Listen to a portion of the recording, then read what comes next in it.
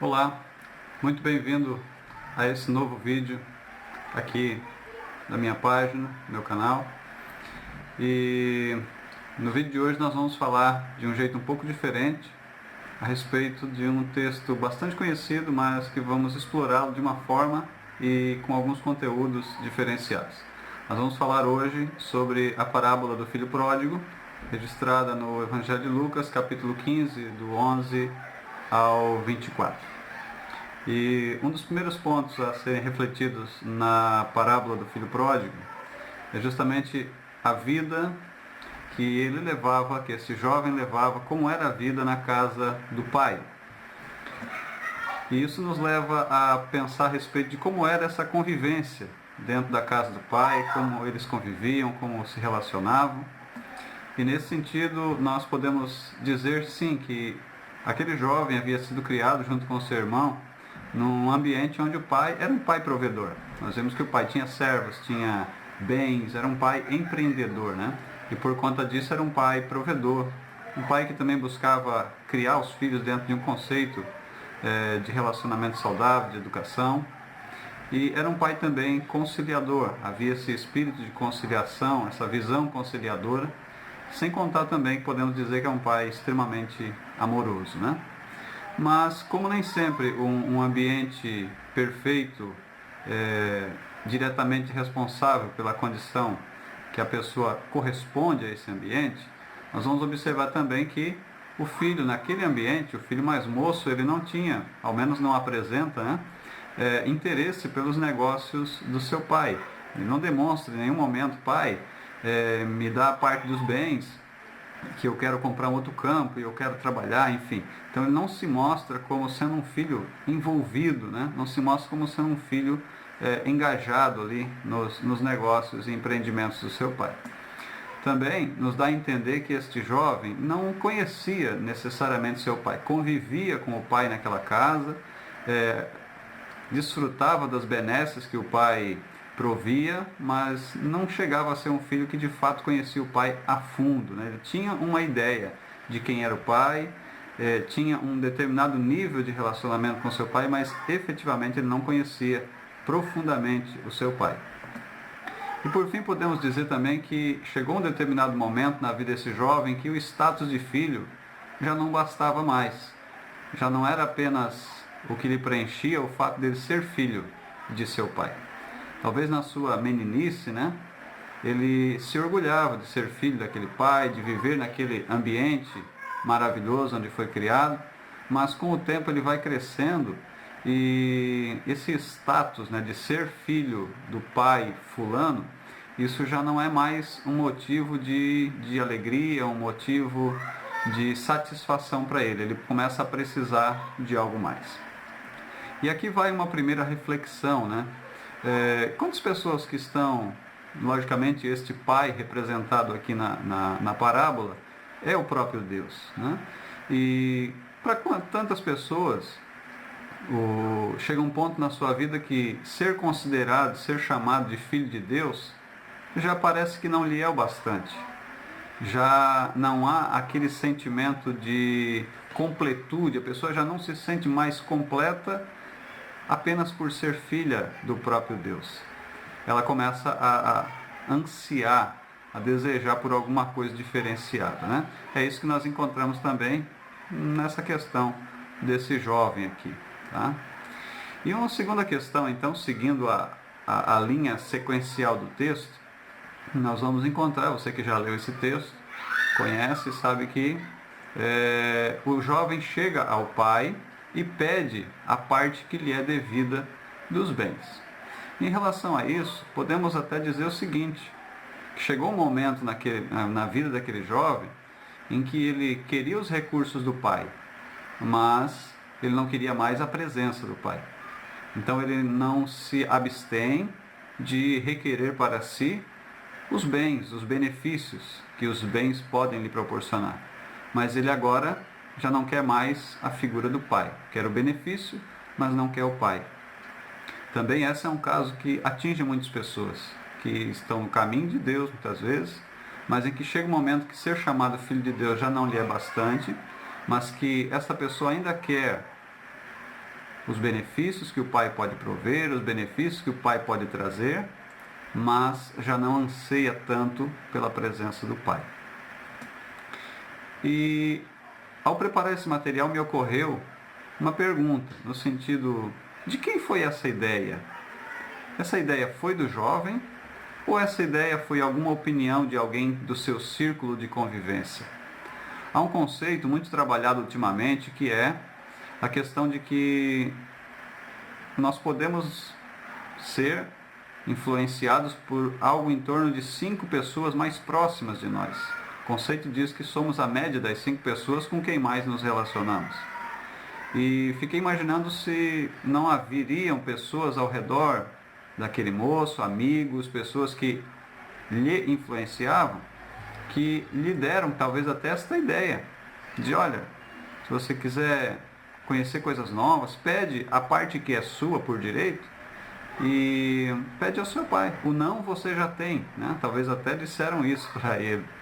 E fiquei me questionando, porque muitas vezes a pessoa está num momento em que não está, digamos assim, até de certa forma, tão em sintonia com o pai, ainda está na casa do pai, não está tão em sintonia na casa do pai, mas lhe chega um amigo, chega um conhecido, um formador de opinião e diz, olha, você precisa do benefício do pai, você pode continuar desfrutando das coisas boas que o pai criou, mas você não precisa mais ficar na casa do pai, pega o que é seu.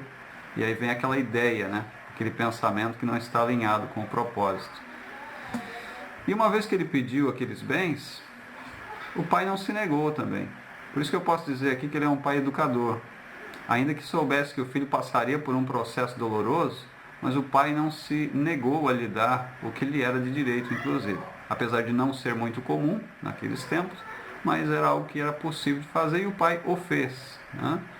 E relata o texto bíblico que esse moço não espera muitos dias. Logo que ele recebe a partilha dos bens, ele se encaminha para a saída. E isso nos leva a um ponto de afirmar o seguinte, que ele estava na casa do pai, mas o coração dele já não estava mais na casa do seu pai. Meus amados, isso é uma das coisas mais perigosas, mas talvez até bastante frequentes nos dias de hoje.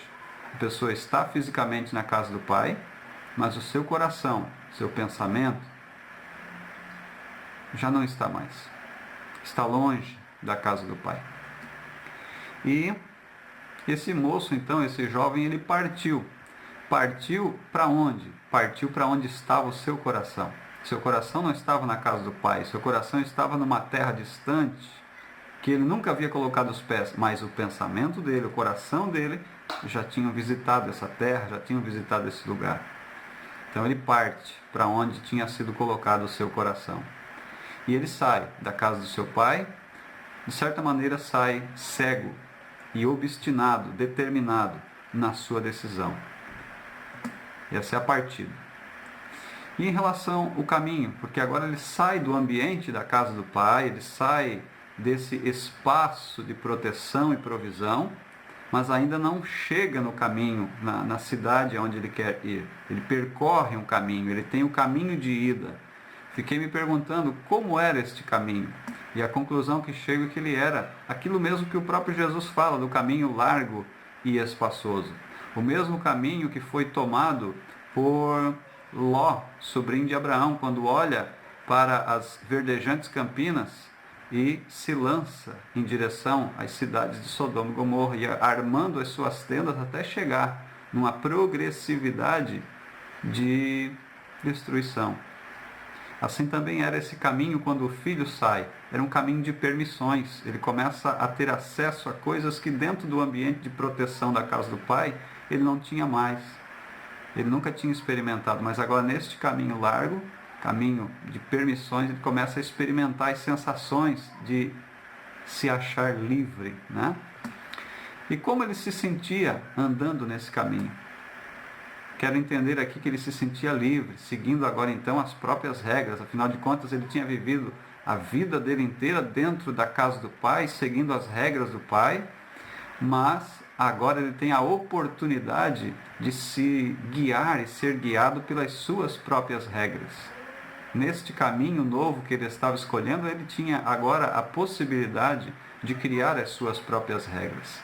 Aqui se aplica o conceito de que o livro de Provérbios nos traz, dizendo que há um caminho que aos homens parece direito, mas o seu final são caminhos de morte. Esse jovem segue altivo, segue cheio de recursos, ainda provido pelo pai. O perfume da casa do pai ainda estava nele, apesar de o coração não estar mais na casa do pai. E o que guia este jovem neste caminho que ele vai percorrendo também é a confiança nos recursos e não mais a provisão do pai. Ele já não tem mais com ele a figura do pai, a presença do pai. Ele tem agora apenas os recursos. E a confiança dele, que antes era no pai, agora começa a colocar a confiança apenas nos recursos que estão em suas mãos. Quantas pessoas não se encontram talvez dessa maneira, em que a sua confiança não está naquele que pode prover, mas apenas está naquilo que já lhes foi provido. E este é um caminho bastante perigoso. Este jovem segue a viagem dele e agora então ele chega na terra distante, onde ele pretendeu estar, E ele começa agora então a ter uma outra vida naquele local. Longe da casa do pai, longe dos olhos do pai, da presença do pai. Depois de percorrer este caminho, um caminho largo, espaçoso, um caminho de permissões, ele chega então nessa terra distante. E nessa terra distante ele começa agora então a curtir a vida, Ele começa a aproveitar aquilo tudo de bom que aquele local distante, onde ele era um desconhecido, ninguém o conhecia naquele lugar. Afinal de contas, agora ele podia externalizar todos os seus pensamentos e intenções do seu coração. E ali ele começa, ele queria prazer imediato a qualquer custo.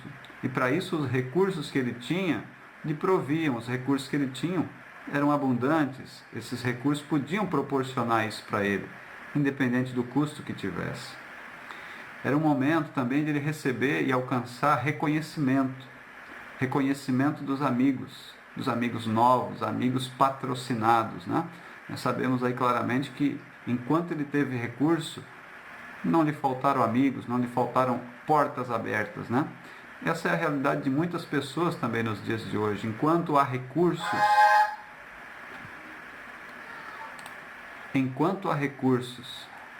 essa é a realidade de muitas pessoas. Enquanto há recursos financeiros, enquanto há recursos, enfim, que o envolvam, ele tem acesso, tem amigos, tem portas abertas. Mas a partir do momento que os recursos se esgotam, as portas se fecham, os amigos se esvaem. Quero acreditar também que uma das coisas que este jovem veio procurar aqui, segundo a inclinação do seu coração, foi reconhecimento. Este é um momento delicado, pois na casa do pai ele tinha o reconhecimento do pai. Mas parece que o reconhecimento do pai já não lhe bastava. Parece que o reconhecimento do pai já não lhe era mais suficiente. Ele precisava ser reconhecido como alguém, precisava ser alguém aos olhos de uma outra pessoa. Querido, que nós precisamos é apenas do reconhecimento do pai. O reconhecimento de pessoas que estão ao nosso lado é bom? Sim, é muito bom. Mas, ainda assim, há momentos em que o reconhecimento do pai é o único reconhecimento que vamos ter. Assim foi com Jesus, chegou um momento em que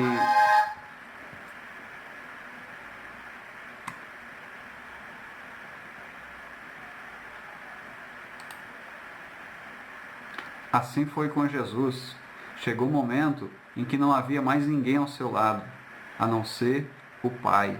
E o Pai declarava e falava quem ele era, dizendo: este é o meu filho amado. Então, esse jovem agora precisando buscar esse reconhecimento, ele encontra, sim, encontra, porque ele paga diretamente por isso, E aí agora esse jovem então se encontra com a realidade. Você conhece a história e sabe que sobreveio àquela terra um período de fome. E nesse período de fome os recursos se acabam. Quando os recursos se acabam, os benefícios também se acabam. As coisas sempre podem piorar. E aí não bastasse ter acabado o seu dinheiro, os seus recursos, a provisão que o pai tinha lhe dado, também sobrevém a fome naquele lugar. E diante da fome, ele se vê obrigado a pedir ajuda para um dos cidadãos daquela terra. Um cidadão que também estava sendo acometido por aquela crise. Meus queridos, aqui nós encontramos um caso clássico de alguém que está numa situação difícil e vai pedir ajuda para outro que também está numa situação difícil. Na ausência do pai, não resta outra alternativa a não ser pedir ajuda, socorro para uma outra pessoa, mas que essa pessoa também não tem a solução, não tem como livrar, não tem como trazer recursos, não tem como trazer provisão. Por quê? Porque ele também era um homem que vivia naquele lugar que não tinha como ajudar muito, né? E aí, esse jovem agora se depara com um momento de crise. O momento de crise para ele chegou quando ele desejou comer a comida que os porcos recebiam e isso lhe é negado. E isso trouxe para ele uma bênção. Existem bênçãos que vêm disfarçadas.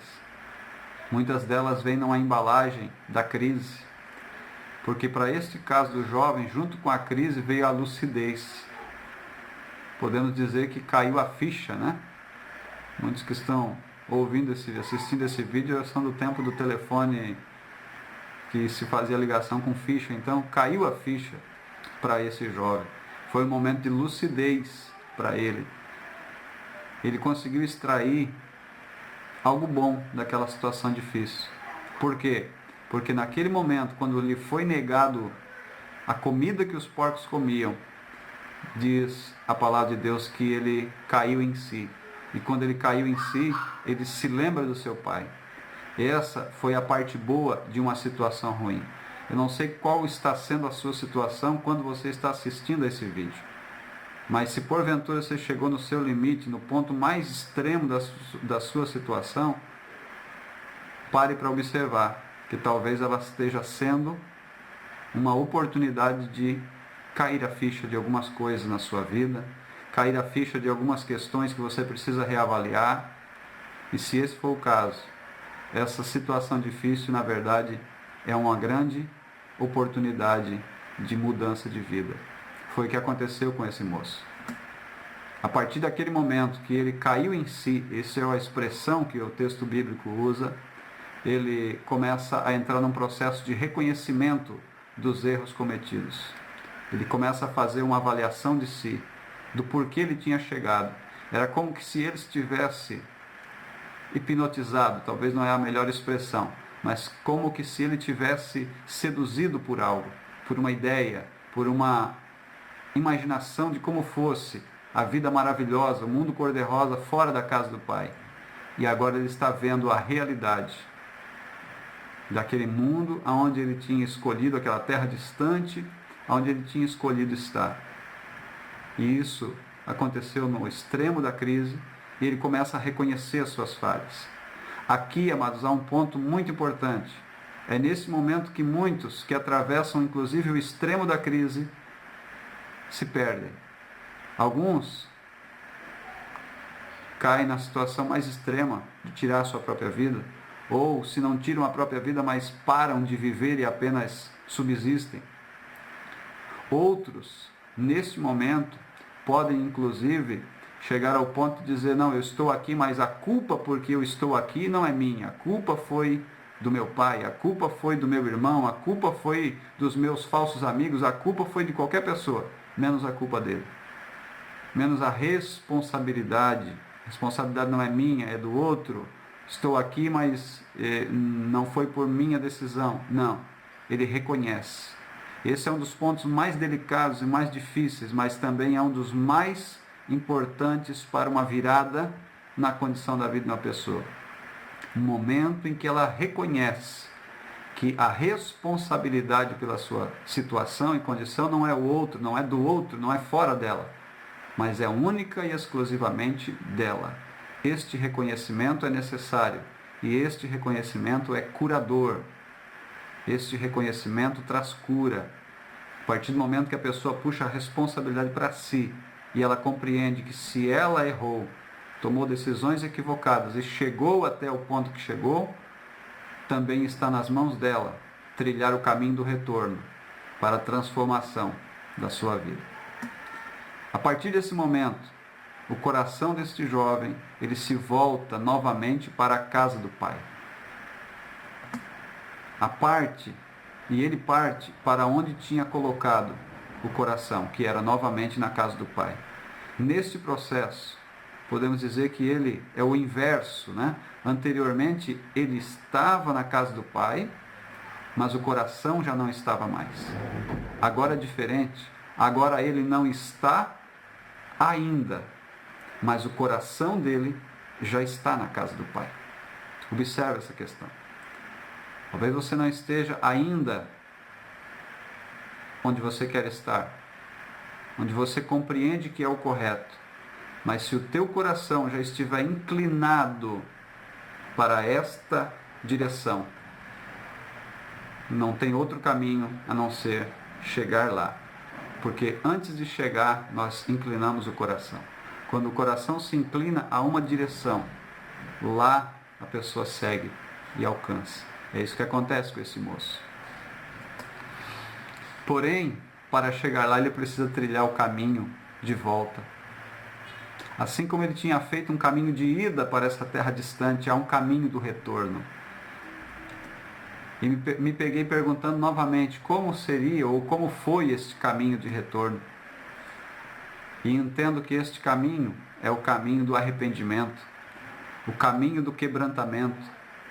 Podemos até dizer que é um caminho estreito, como o próprio Jesus falou, se o outro foi o caminho largo, esse é um caminho estreito, um caminho de reflexão, de quebrantamento, de cura de si próprio, das feridas que foram geradas, de reflexão para que nunca mais volte, deixa para trás aquele mundo, esquece, como o apóstolo Paulo mesmo fala, né? Esquecendo-me das coisas que para trás ficam, prossigo para o alvo. Neste ponto, este filho pródigo aqui, ele sai na frente da esposa de Ló. A esposa de Ló diz que os anjos estavam levando aquela mulher para fora e não podia olhar para trás. Mas ela olha para trás. E ao olhar para trás, o relato bíblico nos diz que ela se transforma numa estátua de sal. Este jovem aqui, quero imaginar que ele não olhou para trás. Porque se olhasse, só veria o sofrimento e o extremo ao qual ele chegou. Meus amados, no momento em que você tomou a decisão para deixar para trás aquilo que te machuca, aquilo que não te acrescenta nada, esquece, nunca mais olhe aquilo para lá.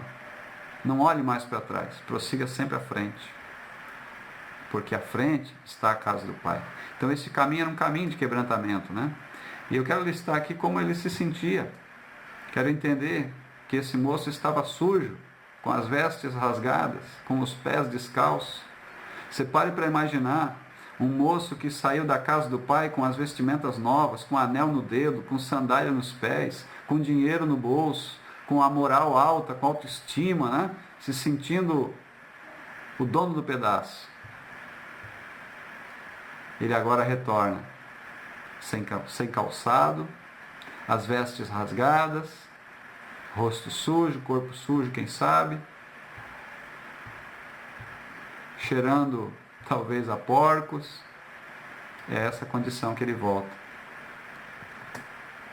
Cansado e faminto, ele teve fome. Ele teve fome longe da casa do pai, lá naquela terra estranha, ele teve fome, ninguém pôde saciar a fome deste moço.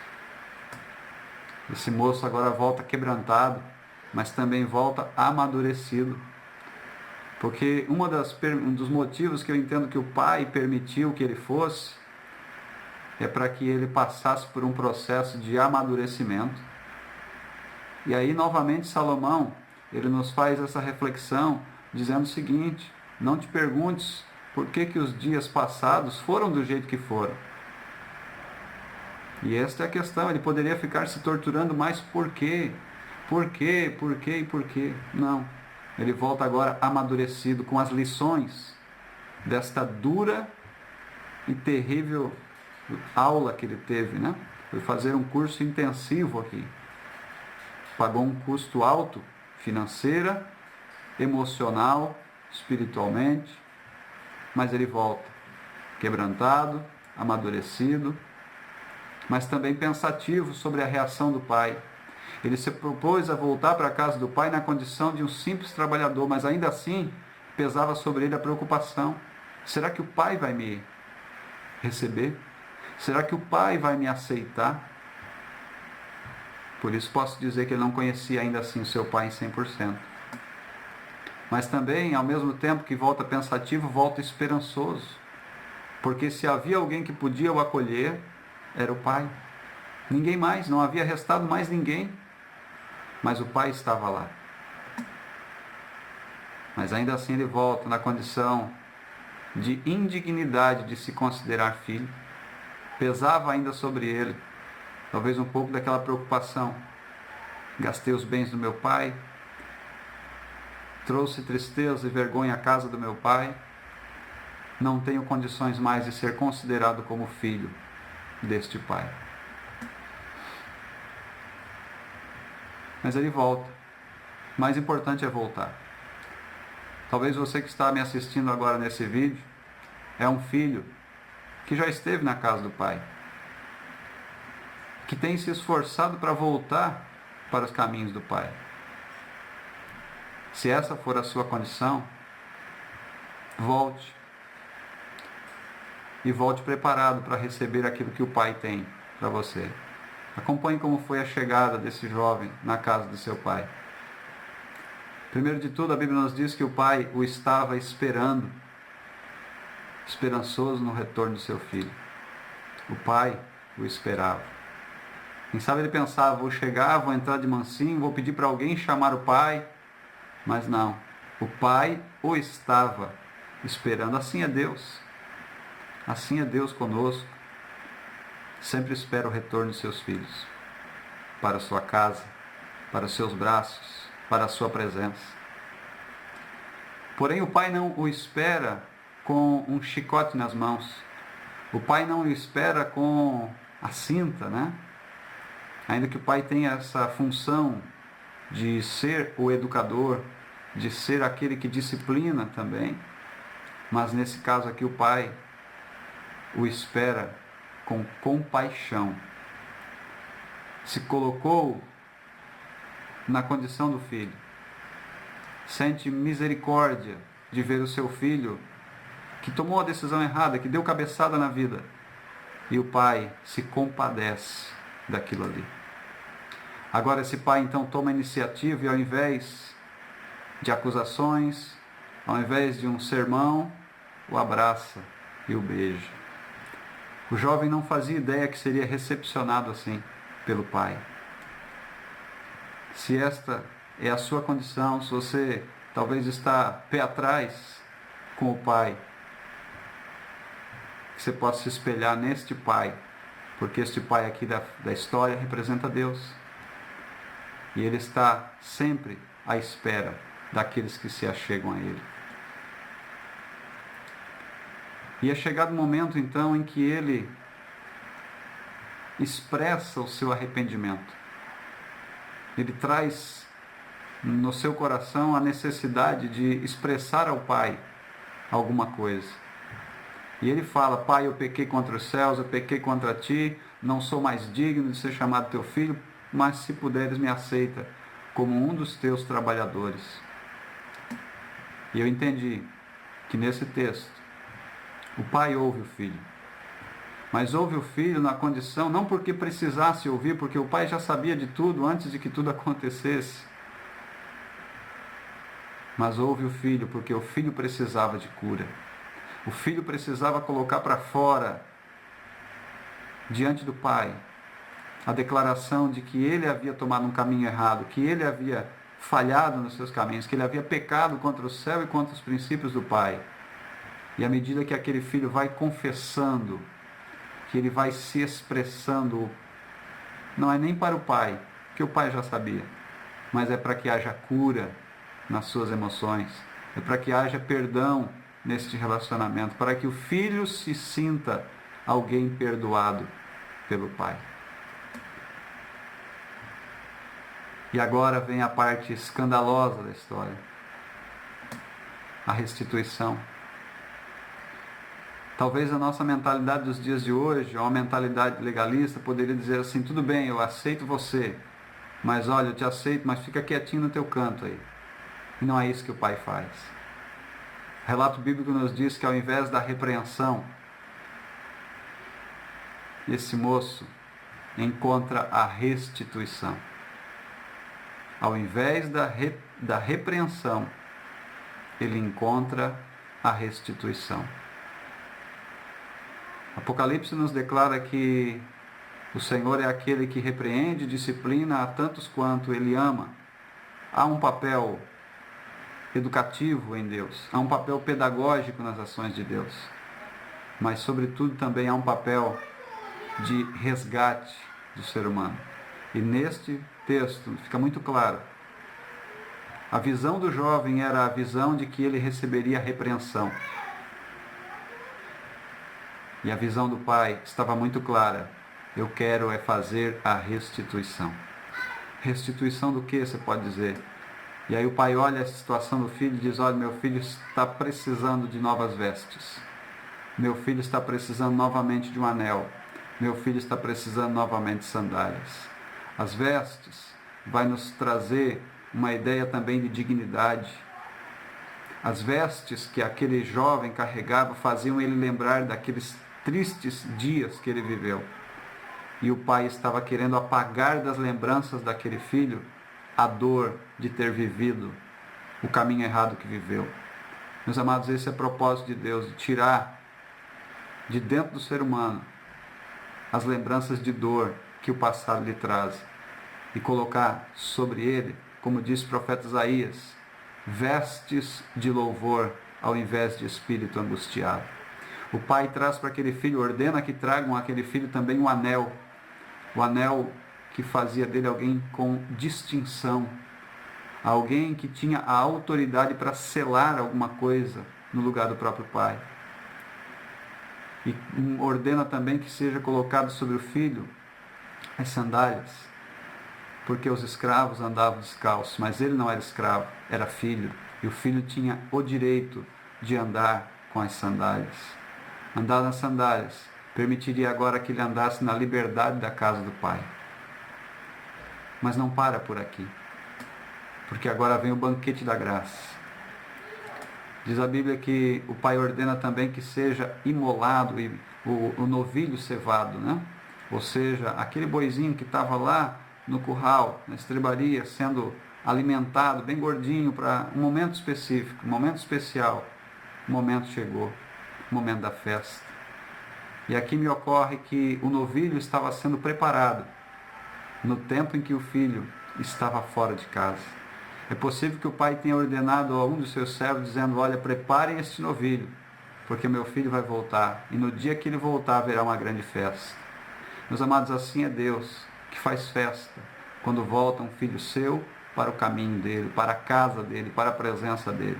O pai não está lá para estender o dedo e dizer assim, ó, você é pecador, você é isso, você é aquilo outro. Ainda que o pai, ele não tem por inocente o culpado, mas ainda assim, o maior propósito é resgatar o que está perdido, é trazer à vida aquele que está morto.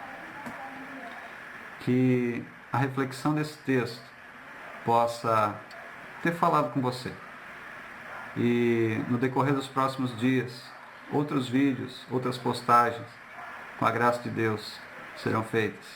Se esse vídeo edificou a sua vida, se essa reflexão acrescentou algo a você, quero te convidar a compartilhar nas suas redes sociais, marcar os seus amigos nos comentários dessa postagem. E nos próximos dias nós teremos aí conteúdos novos, novidades, para você que vai estar acompanhando essa série de postagens no nome de Jesus. Meu nome é pastor Roberto Capanema, cidade de Joinville, Santa Catarina. Muito obrigado por ter acompanhado até o final todo esse material. Deus te abençoe.